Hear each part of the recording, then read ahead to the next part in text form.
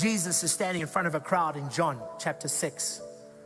There's believed to be at least 15 to 20,000 people. We know there was 5,000 men, but that's not women and children.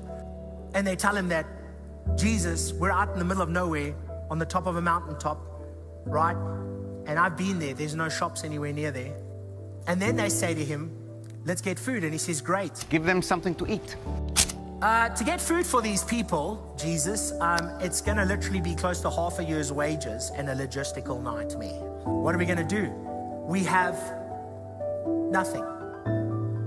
You might look at your life today and say, I have nothing. I doubt. I'm telling you, you have something. Stop calling something nothing.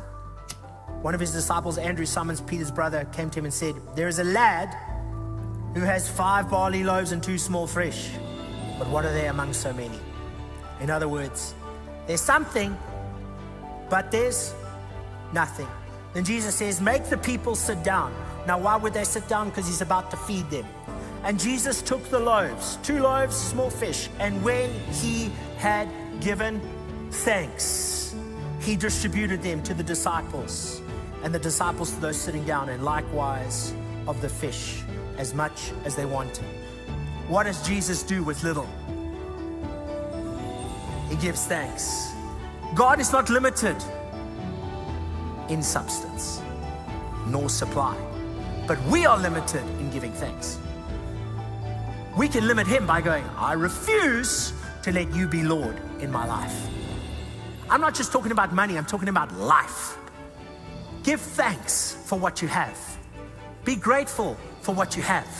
See what God has given you. And when you give thanks, what you do is you shift it from in your hands to his hands. Later in John chapter 6, verse 23, it tells us that people came from all over the region because of this great miracle. However, other boats came from Tiberias near the place. So the place was not known as the place where Jesus made bread and fish multiply to feed 20,000 people. The Bible does not call it the place of multiplication. Multiplication was the fruit, but the Bible calls it after its root. The place where they ate bread because the Lord first gave thanks.